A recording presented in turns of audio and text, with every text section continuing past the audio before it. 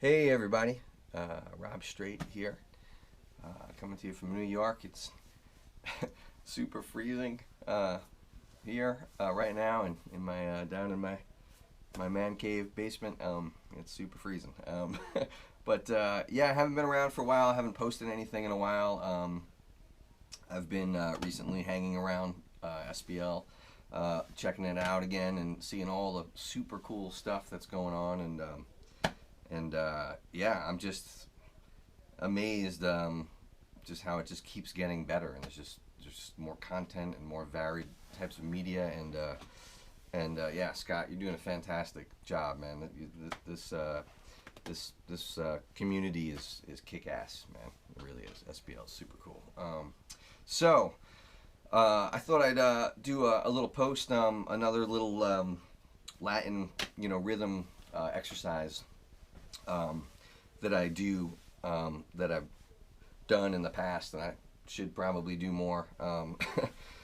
But again, it's one of these exercises you can do away from your instrument, to help you maximize your time and exercise your musical mind, and something that I'm a big fan of. And I like to play other types of instruments. I like to play percussion quite a bit, and this actually started a long time ago when I found myself taking a bus regularly, and I'd be sitting at the bus stop, and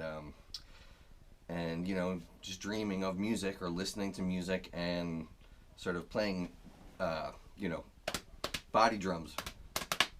You can't hear my feet going right now on my carpet, but just playing, drums on my body along to the music and stuff. And then I met a percussion, a conga, a congero, and he taught me a few things on the conga, and he taught me this rhythm independence exercise that I really like, and it fits right in with sort of.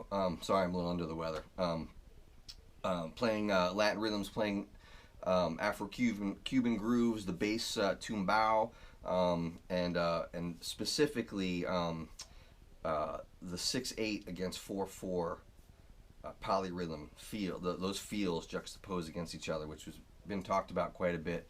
Scott has a lesson from a while ago, where he does these tapping exercises away from his instrument, just tapping rhythms on his lap, and he does a 6/8 subdivision, triplet subdivision basically of 4/4 pulses, and it's super cool. You should check that out. And in the bass tumbao lesson that I did quite a while ago, there's also I also speak about that, and there's some tapping exercises, and I talk about playing. I talk about the 4/4 clave, and the son clave, and the tumbao bass rhythm pattern, and I talk a little bit about juxtaposing 6/8 against that. And I think what I did was, I did an exercise that I did for myself when I was first trying to get that together, where I would sprinkle in a 6/8 lick into my bass tumbao every now and then. So you can check that out too. But anyway, this is basically another one of those things. It's it's playing a 4/4 pulse in one hand, and playing a 6/8 clave rhythm in your other hand. So this is probably the first time I've talked on here about the 6/8 clave. So there's another type of clave called the 6/8 clave. Sometimes it's referred to as an Afro clave, but it exists just as much as anything else, any other clave in Afro-Cuban and most Latin music. The 6/8 against 4/4 thing is very common. In fact, it's at the heart of most Latin music, especially Puerto Rican music, Cuban music. Yeah, so this is what it sounds like. This is what a 6/8 clave sounds like.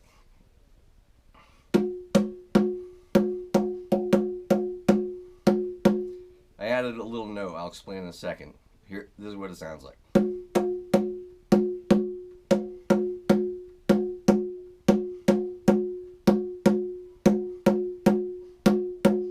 Okay? Now, you might be saying to yourself, well, that's the same as the 4/4 clave. That's a 3/2 clave. Ding, ding, ding, ding, ding, right? But let me count it for you now, and you'll see the difference. So, this is the 6/8 clave with the count. 1, 2, 3, 4, and 5, and 6, and 1, and 2, and 3, and 4, and 5, and 6, and 1, and 2, and 3, and 4, and 5, and 6, and 1, and 2, and 3, and 4, and 5, and 6, and. Okay, so we are counting that against a 6/8 meter. Okay, and back to that little extra little rhythm I added. So a common thing to do with this clave is to actually add another pulse on the and of 6.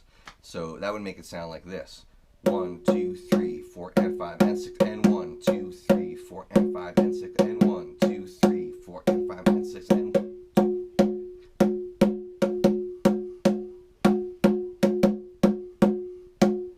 Okay, cool. So now, with my other hand, I'm just going to do quarter notes, 4 to the floor. And I'm going to do that 6/8 thing against it. And when you get hip to where the two rhythms are in sync and where they're syncopated, that's sort of the secret to unlocking the coordination and the independence needed to do this in your muscles and in your brain. So I would suggest what you do is you break it down super slow and figure out exactly where the two things line up against each other. Okay, so I'm gonna just play it, and then we'll do that, and then after that I'm gonna switch hands, which hand is doing which rhythm, and that's super tricky, but super good for you to do. That'll go a long way to helping develop rhythmic independence and internalizing subdivision. All right, cool. So here we go. 4/4 in the left hand. 1, 2, 3, 4, and 6/8 clave in the right hand.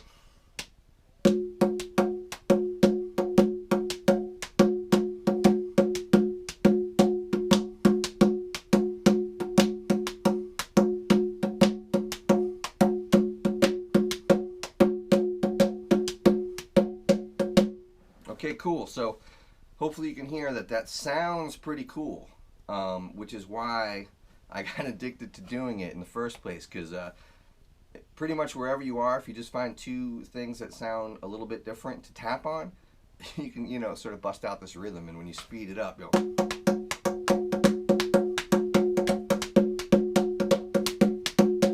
it starts to, groove, it's cool. It grooves slow, too.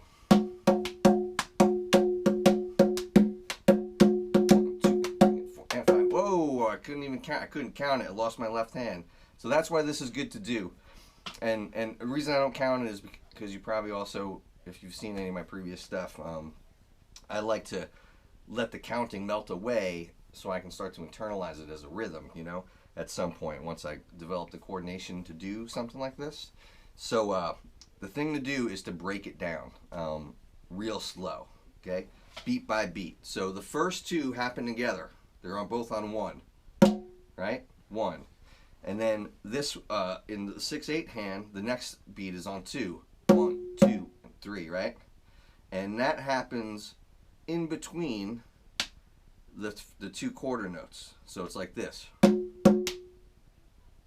Okay? That much of the rhythm. Okay? That's the first half, basically. Actually, the first half would be.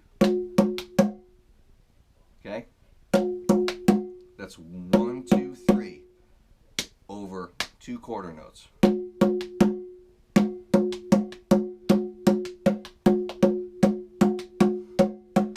You might recognize that from Scott's video, right? If you're subdividing, if you're playing quarter note triplets, or 6/8 against 4/4, 3 against 2, if you think of it like that. It's 3 notes for every 2, or 6 for every 4. Okay, that's where that comes from. So let's go back to breaking it down. The first half. Okay, That's taking it into the third beat. And then add the last beat. They're together on the last beat. So they're together on the first beat, they're together on the last beat. They're syncopated in between, okay? So you can start to hone in on that real slow. I'm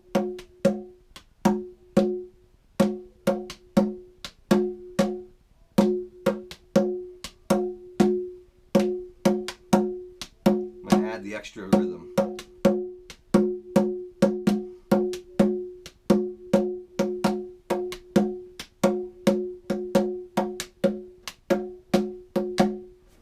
Cool.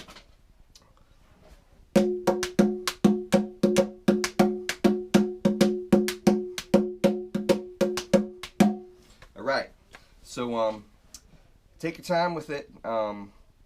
It's trickier than it looks, but once you get it, you'll get it, and you'll just be able to do it. And if you do it regularly, just to amuse yourself, especially when you're away from your instrument, I just think it's a great thing to do. I think you're it's another thing to internalize, these subdivisions and these pulses, these underlying triplet pulses that are so important and not just in Latin music, in jazz too. I mean, in all jazz music, there's an underlying triplet pulse, that's always being implied. So this is just great stuff to do. I think it's great practice. I like to do it. So I'm gonna just, as the last thing, just switch hands and demonstrate that and how hard that is, because that's super tricky.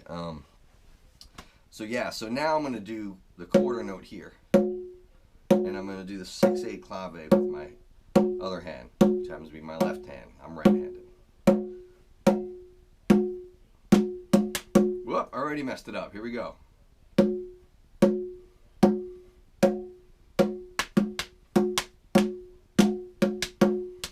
Nope.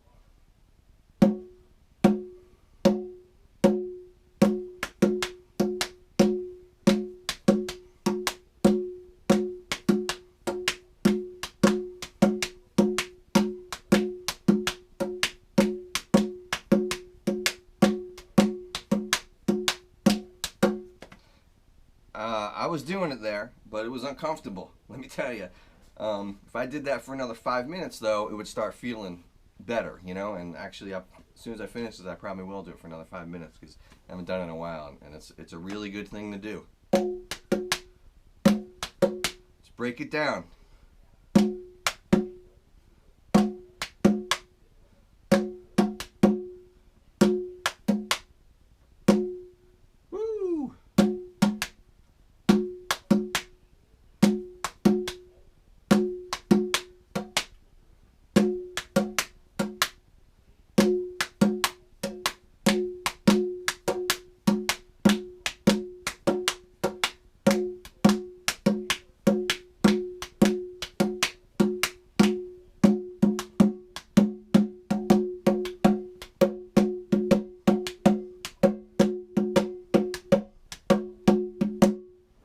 Alright, man, so there you go. Hope you guys dig that.